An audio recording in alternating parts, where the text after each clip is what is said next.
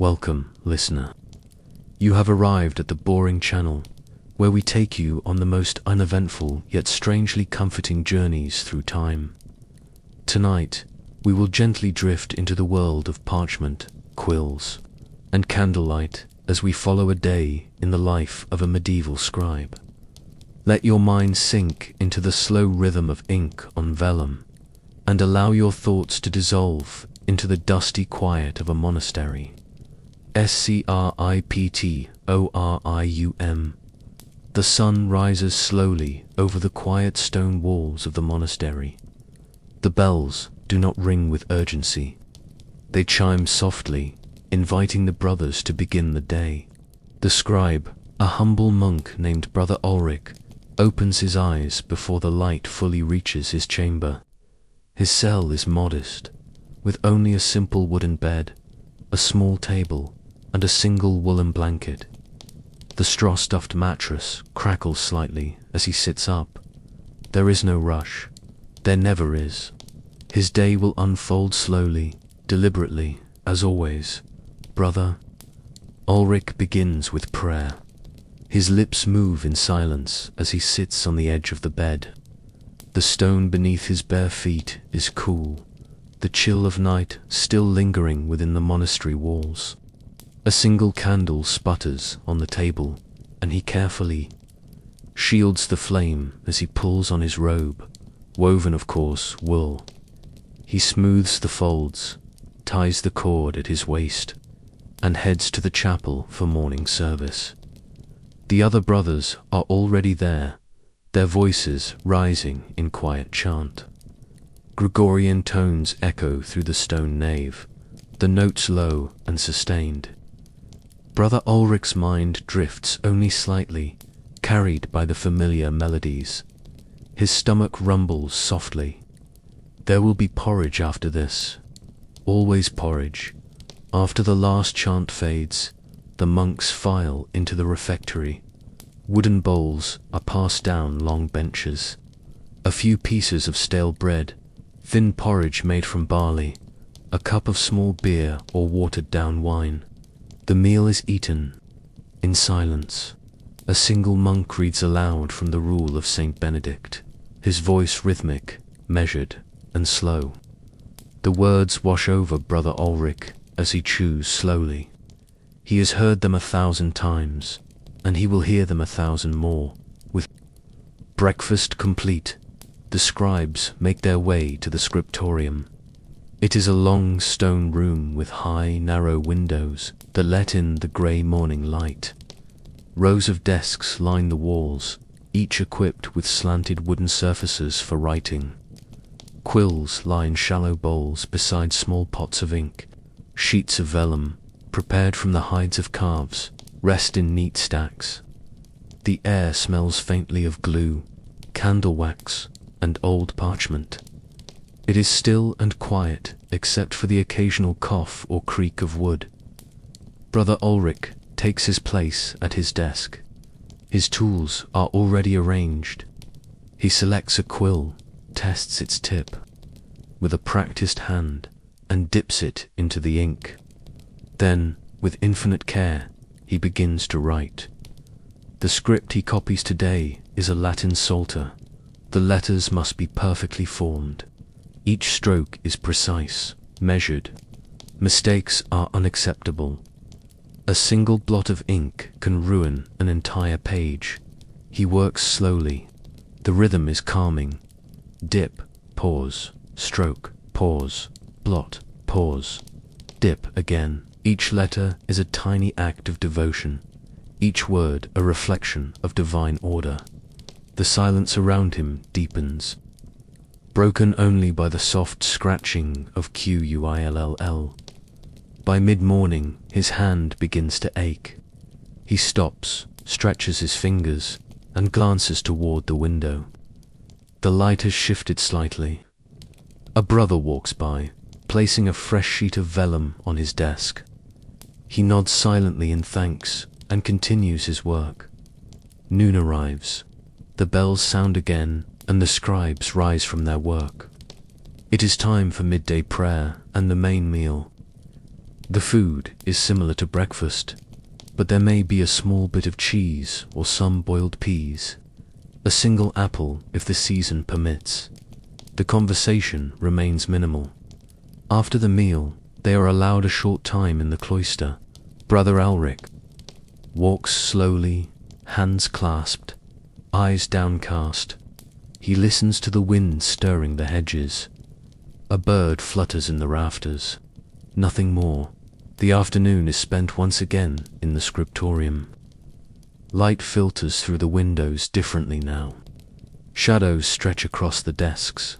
Candles are lit, though sparingly, for wax is precious. The brothers continue their work. The hours pass slowly. Brother Ulrich copies line after line. Occasionally, he illuminates a capital letter, painting it with red or gold ink. The designs are elaborate, filled with winding vines and tiny beasts. It is the only color in his otherwise monochrome world. As evening approaches, the monks gather once more for vespers. The chants are low and soft, meant to wind down the day. The tones echo through the vaulted stone, blending with the fading light. Brother Ulrich feels the fatigue in his shoulders, in his hands, in his eyes. But it is a good kind of tired, a steady, even weariness born of repetition and purpose. The final meal of the day is little more than bread and broth. Afterward, the monks are free to retire to their cells. Brother Ulrich lights his candle and returns to his small chamber. He places the quill he used that day on his desk, wrapped in cloth to preserve the tip. He kneels in prayer once more, his voice barely audible. As darkness deepens, Brother Ulrich lies down on his straw mattress. The chill of the night is tempered by his woolen blanket. The rhythm of his breathing, the creak of the wooden walls, the distant hoot of an owl beyond the monastery walls, all blend into a slow lullaby. Sleep comes gently, slowly, like the careful strokes of ink across vellum. The scriptorium is dark now, but its work continues in dreams. A quiet rhythm, a life of devotion, a world made of words. Asterisk, asterisk, the cold stone floor beneath the monastery grows even colder as the hours of the night pass. Outside, the world is wrapped in silence. Only the faint rustling of leaves, the distant bark of a dog in a village far below, or the occasional creak of timber in the old structure reminds the scribe that time continues even while asleep. In his chamber, the candle has long since burned low, leaving behind a puddle of wax beside his small desk. The faint smell of smoke and ink still lingers in the air, blending with the earthy scent of wool and old parchment. Within the scriptorium, though unoccupied, there is a certain sense of presence. Quills rest on folded cloths, parchment lies untouched, half-finished illuminations glimmer with traces of gold leaf, and ink pots sit patiently, waiting. The room is a sanctum of slowness, where time passes differently. Dust settles gently on the corners of the desks.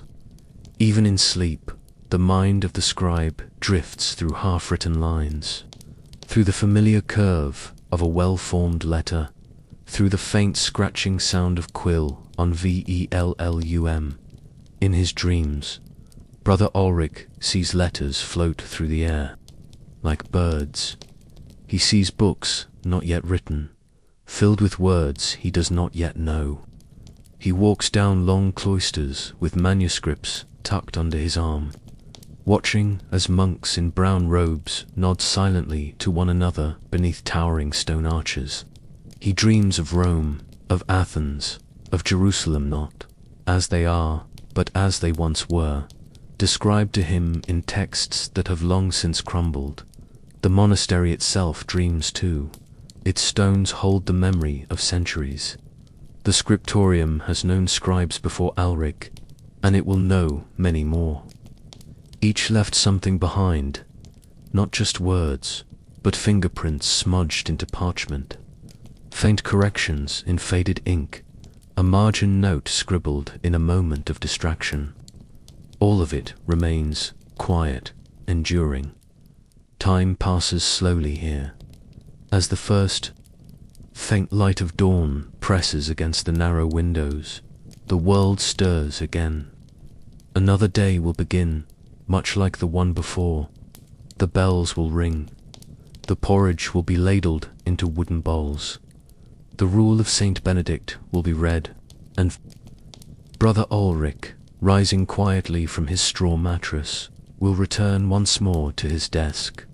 He will sharpen his quill. He will open his inkwell, and once again, with the patience of centuries, he will begin to write.